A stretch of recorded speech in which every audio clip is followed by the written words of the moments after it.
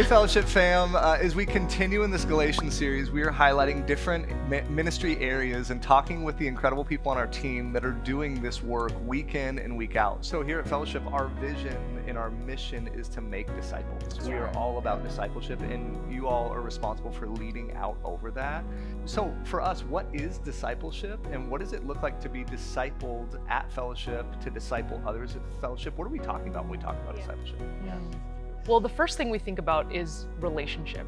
We love when we look at the scriptures, we see Jesus. He could have had so many leadership positions. At one point, the people wanted to make him king, but instead he chose to invest in the few to bless the many. He invested in his 12, and often he even got away with his 3. So we see that relationship is core. God didn't just want to tell us that we're loved, he wanted to love us and to show us we're loved. We all know it feels different it's one thing to hear you're accepted, you're wanted, but when you feel that from someone. And so relationship is at the center of how we're formed. That's so good.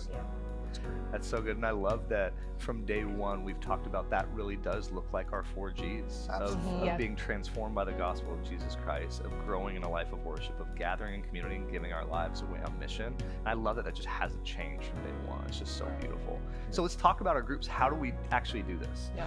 What are they? What are the differences maybe between the groups? And how many people have participated in these groups in this last season? Absolutely. Yeah, so I love our groups. We have something called a discipleship pathway. And that pathway is all about saying, hey, how can we help you take your next faithful step? We want to invite you into community. So we know that this past season, we had probably about 600 people that participated in some kind of group. And Susan, tell us a little bit about those groups. Yeah, so we have a bunch of different types of groups for that discipleship pathway. The first is Rooted. It's a 10-week catalytic discipleship experience where in that you really get a crash course on the practices, the rhythms that we see matter to Jesus and in the scriptures and that we love and value here at Fellowship. And so it's our vision and hope that everyone gets to go through a Rooted group. And then after being a part of a Rooted group, then we want to be a part of a life group, just to do life regularly together in Fellowship. And in those groups, we get to go through a group liturgy because we want to gather and grow as friends, but we also want to grow as disciples of Jesus. And that's what that group liturgy is all about. And then for those who are new to the community and come on when there is not a Rooted group happening, we have connect groups that are open all throughout the year, just as a time for people who are checking us out and just to get connected, just to get loved and known and cared for in our community. And we also have alpha groups. Alpha groups are an amazing opportunity for those who are exploring the claims of Christianity and want to do so in the context of community. We want people at Fellowship to come wherever they are in their spiritual journey. And so from alpha to connect groups, to Rooted groups, to life groups, we have something for everyone. It's so good, so beautiful. And in this last season, we talked a lot. Our Pastor Albert talked about being a people of the table, and he had a whole sermon about this. With everything we've collectively experienced over the last couple of years, like, why is being in community and staying at the table more important now than ever? What do you think, Storm? Well, reconciliation really matters. That's the crux of it for us here. It's a big deal. And so oftentimes we would for sure think of our Center for Racial Reconciliation, who are doing the work of getting people to the table and keeping them to the table. But we're also really, Michael, also a place of reconciliation. You know, I just had a conversation with somebody that just said, hey, I'm having some struggle with my family. You know, your in-laws, outlaws, and he said, listen, they're just not welcome to my table. I'm just not going to break bread with them. And so I was just able to just back him up and say, hang on a second. That's literally the opposite of what Jesus is trying to do and what we're trying to live out as a community. We actually want people to get to the table and stay at the table because that's where the work happens. And so we really want to dig down deep to say, what does it look like to be reconciled to one another, reconciled to God? And that table is important.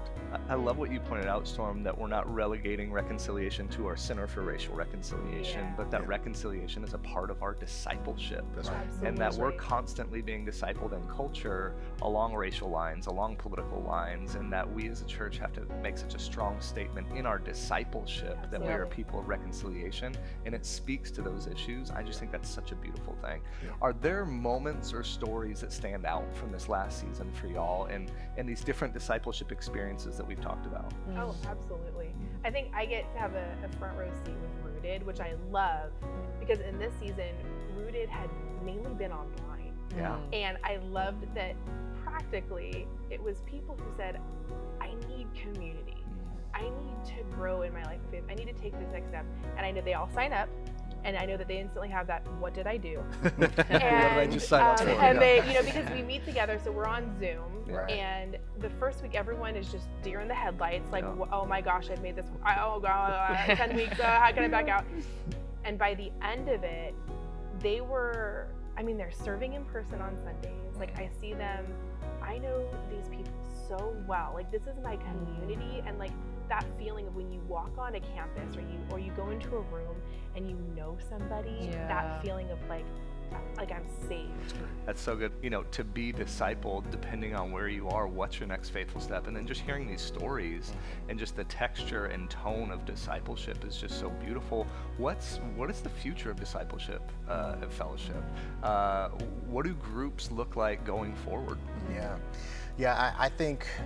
I think that it is the church's primary job to form our people and to disciple our people, so that as our people interact with culture and as they interact in a world that is so divided and so polarized, it's our job to make sure that we equip them and set them up for success. We want to see people coming to know Jesus for the first time. We want our groups evangelizing and making an impact in their homes, in their communities, in their neighborhoods. And we want to see people learn what it means to just experience the beauty of being with Jesus, and coming to know the amazing things that only times of solitude, only times of fasting, only times of prayer forms in us that character, so that we can become like Jesus. Y'all, thank you so much for spending time with me today. And it's been so good to spend time together. And Fellowship family, we just want to give you these snapshots. And this was a snapshot of discipleship at Fellowship today. And to tell these stories, to help you understand and invite you into what we mean when we say, when you give to Fellowship, you give through Fellowship. This is where our offerings and our tithes are going, to this mission of making disciples. So we just want to say thank you for your faithfulness. Thank you for your generosity. We love you so much, and thank you for joining us.